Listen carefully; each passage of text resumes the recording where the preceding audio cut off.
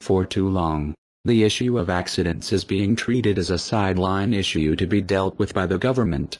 They need to start treating it as a national emergency at par with national security. We need to find a new vocabulary to discuss the roads crisis. Pick up any newspaper, you are virtually guaranteed to find a headline story somewhere about a road accident that has killed people and shattered lives. The truth is that these events are not accidents.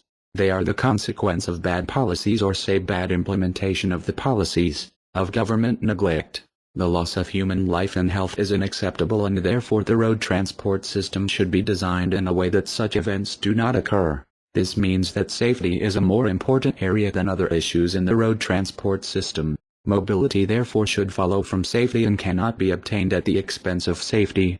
Injuries are often overlooked and are now a major health problem. For every person killed in a road accident, there are an estimated 4 lifelong disabled, 10 serious injuries and 40 slight injuries. The most common serious injuries are to the head and brain, then legs and spine. Many of those injured become permanently disabled. The socio-economic costs are very high, and not just the pain and suffering endured by crash victims. If you add up the expense of medical treatment and of losing members of the workforce, and the extra financial burden placed on insurance, legal and social support systems, the road injuries give rise to a combined annual bill of around 2% of GDP. It only takes a second for a collision to happen, but the consequences for the victims can stretch over many years, especially with serious injuries. They can scar a human life forever and shatter the lives of friends and family.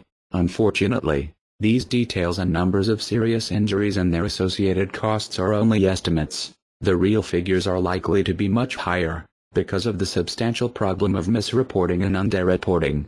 Internationally, the crisis has prompted the United Nations to adopt a 10-year program, from 2011 to 2020, to reduce road fatalities and therefore their human and economic costs. If the government has the will, it should find ways, for we cannot assume the problem of road safety are beyond the wit of man to solve once they are identified. We do not have the will because we are not sufficiently moved by disaster on the road. That is a separate issue. It is the duty, responsibility and obligation of the state to provide proper and safe roads to the commuters throughout the year. Failure to provide properly maintained roads throughout the year amounts to violation of Article 21, that is right to life. The bad condition not only pose danger and risk to the commuters, but bad condition of roads also result in more wear and tear of vehicles, and it is also one of the main reason of more consumption of fuel as well as environmental pollution. Bad condition of roads is nothing less than a satanic curse for the hassled, miserable and pitying commuters who pay hefty sums as road tax in the anticipation and hope that the roads do not stalk them but bestow pain-free travel. The roads should be constructed by keeping in mind safety as a prime factor and mobility secondary. It is a tragic fact to die in a road accident, and as a society we should not accept people dying on the roads. Your ignorance and silence is their power. Let's know, let's say, so we can change.